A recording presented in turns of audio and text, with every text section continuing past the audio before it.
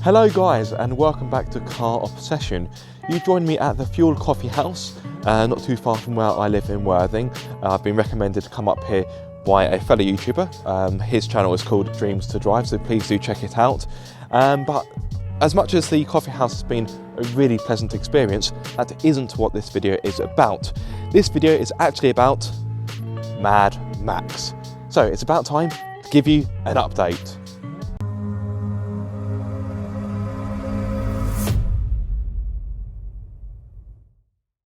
Time to get used to the harness again. Click. Click. Right. Now, I didn't realise when I bought him that he was decatted, which sounds very silly because I should have realised he was decatted because he was so noisy.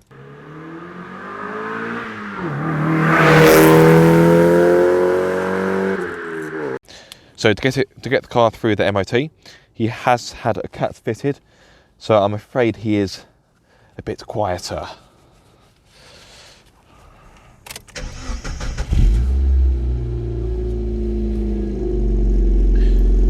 But the exhaust still sounds pretty good, so let's go for a drive. Now Patsy is with me today, but she's a bit tired, so she's not going to appear on camera today. Not going to go too mad to begin with because the engine is now cold from where he's been parked up for quite some time. Yeah, it's been good. Had a coffee, met up with fellow YouTuber Dreams to Drive. So yes, it's been a good way to spend a Sunday morning. It was really nice and sunny, but now it has clouded over. But anyway, enough about the weather. You want to know, of course, about Mad Max. So it has been quite a challenging time, an expensive time. For me. And some of you will think that we're crazy for doing what we've done, because I'm sure many other people would have just scrapped the car and moved on. Get out of the road, mate. Unbelievable.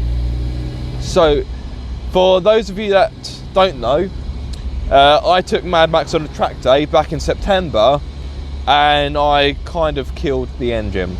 Yeah, oil starvation problems, I had bottom end knocking, and that was game over for the engine. What? Nothing. Oh, sorry, Patsy was looking at me as if to say, I don't know, you gave me a weird look. So yes, so the car had to be recovered back to where we live in Worthing, all the way from Snetterton, which is in Norfolk, so a very long distance. And it basically sat outside my work for quite some time. For those of you that don't know, I now work for a car repair garage in my area. You'll be pleased to know that I don't do the repairs, I just do the customer service aspects of things. He provides the cars to repair. So yeah, it was sat outside there for quite some time, and it got to a point where my employers said, look, what are you actually doing with the car, because ideally we need you to move it. And I thought, oh well, no, I think it's about time I actually get it fixed. So step one, I had to source a replacement engine. I really wanted to do an engine swap. I didn't really have a particular engine in mind, although I did quite fancy putting a 1.8 MX-5 engine in here, because I do like the 1.8. But as much as you can bolt in a 1.8 with relative ease, you have to, you know, code it all. And I was reading that you have to change the ignition barrels and so forth, and the door locks. I thought, you know what, that just sounds like too much of a faff, so I didn't bother. So I thought, to make life easier and cheaper, I would just get another 1.6 engine and just, you know, make it like for like.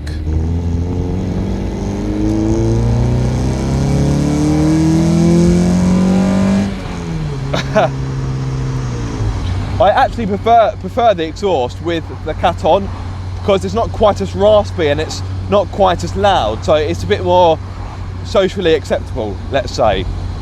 But yes, anyway, back onto the engine.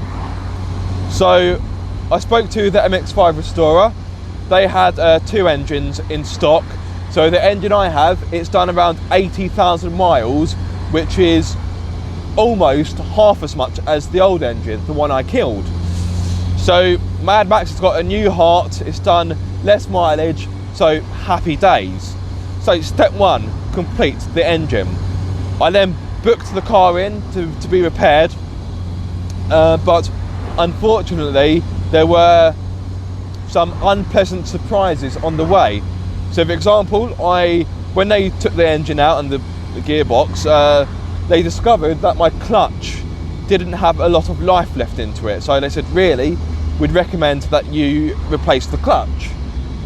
And I thought, oh, you know, it's something else that I hadn't budgeted for, so not overly ideal, but it's one of those things.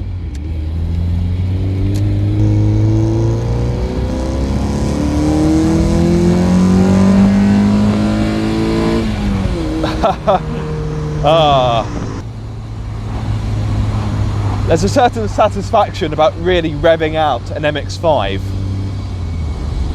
So it got to this point where Patsy and I, we really had to think long and hard about what we were doing, because we thought, well, it seems silly not to do the clutch now, only to have to do it later down the line, especially when the car had been stripped out already. So it made sense because we're saving time on labour. So got the clutch done. For those of you wondering, it isn't a performance clutch, it is a standard clutch, which some of you may think is a little bit silly given the type of modifications this car has, but it's a case of pay around 100 quid or whatever it was for a standard clutch made by Exceedy, or getting like a stage 1 or stage 2 clutch for about £300 upwards. And I thought I'd rather just get a standard clutch for the time being and then just see how we get on. And then they did a check over the car, because I said, well, I don't want to commit to a clutch if it turns out that a lot of work needs doing on the car. So I got the garage to do a check over, and it turned out that I think it was the near side front shock absorber was leaking, which would probably have been an MOT failure. So it seems silly to do the clutch, do the engine, only for the car to fail its MOT. So I thought, okay, now I've got to sort out suspension as well. Very annoying. Originally I was opting for a H&R lowering kit with what dampers were they? Not Coney, but I can't think of the brand. Bilstein. And I thought, okay, granted you can't adjust them, but you know, make the car sit a little bit lower and it still give it a sporty feeling. However, there was yet another problem. The coilovers that were on the car, they kind of had their own bespoke top mount system, and the Bilstein dampers and the springs wouldn't just go in. So they said, look, if you want to fit the new suspension, pardon me, you'd have to get new top mounts. I thought, okay, so I tried to look for top mounts online, and that proved to be very tricky. I did actually contact a Mazda dealer not too far from me for the top mounts, and for all 4 corners the parts were over £400 or something silly like that. In fact, I think it was close to £500. I thought, I'm not paying that just for top mounts alone. It's insane. So I thought, okay, in which case what might be better is to buy another set of coilovers. Now I didn't want to buy the same coilovers because the ones on the car were some cheap ones from eBay, I thought, no, if I'm going to get coilovers, you know, I want to do it properly. So I did a bit of digging around. I got HSD Monopros from Driftworks. By the way, I would thoroughly recommend using Driftworks. Their customer service is fantastic. So a special thank you to Driftworks. So I had the suspension fitted as well. In case you're wondering what ride height I have, at the front I have 32 centimeters, and at the rear I have 33. When this suspension was first done, Mad Max, he did look like he was riding a little bit high, but obviously suspension does need a little bit of time to kind of sink in and bed him. So he has dropped a little bit since the suspension was done, but I will monitor it because I may lower him a little bit more. So he still looks just a teeny weeny bit too high, but let me know what you think, guys. So new clutch, new suspension, replacement engine. Whilst the car was in there, I also had the new timing belt, new water pump, I think new spark plugs, a new oil filter, oil change, and I had a few other bits done whilst the car was in there. It just made sense just whilst everything was kind of stripped out. So all the work was done, and it was time for the MOT. Despite the work that had been carried out, I was quite nervous because, you know, MOTs, they're always a nervous time, aren't they? But I thought, well, everything else on the car seems to be hunky-dory, so why wouldn't it pass? But it failed, annoyingly. It failed on two things. The front number plate, because it was kind of angled down, that was in essence illegal, which I had a feeling that would be the case. So that's now been straightened up. And the other reason why it failed was the emissions. As I mentioned earlier, Mad Max was decatted, so obviously the emissions were too high.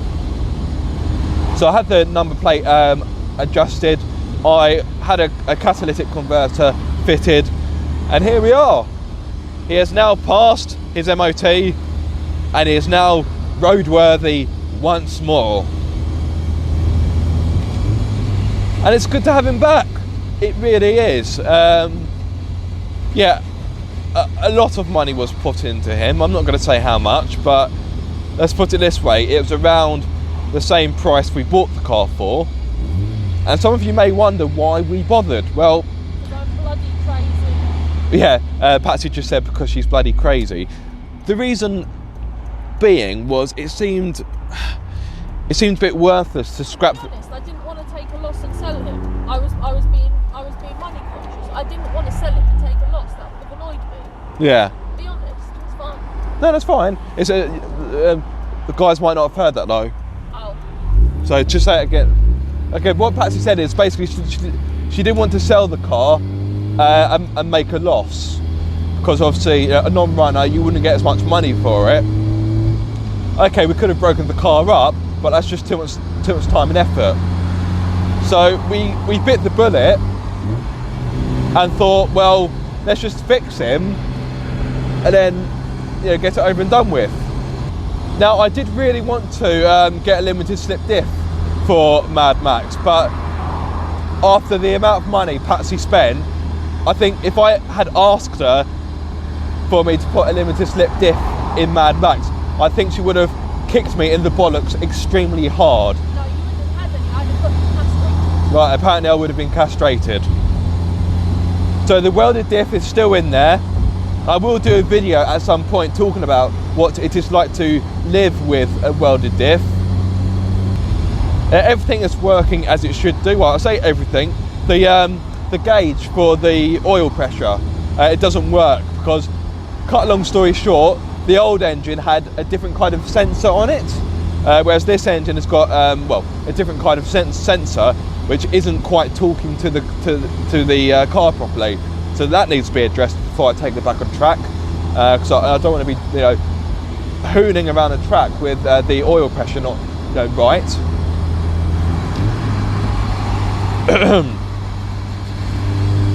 But speaking of track, when will I take this back onto a racetrack? Well, it won't be this year, because obviously we're now pretty much at the end of 2019. So it's going to be some point in 2020. Probably going to be around springtime. So yeah, I will keep you guys posted. At this point, I want to say a massive thank you to the MX-5 restorer for supplying this engine.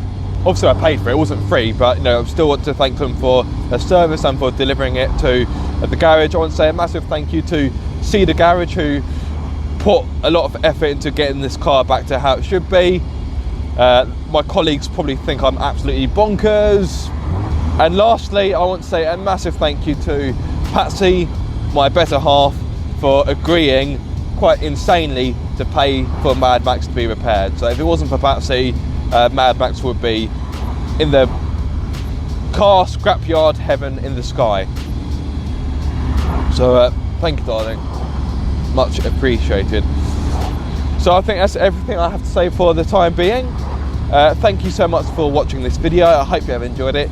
If so, be sure to like, subscribe and to ring my bell so you get notified every time I make a video. But until the next time, guys, be sure to keep up the car obsession.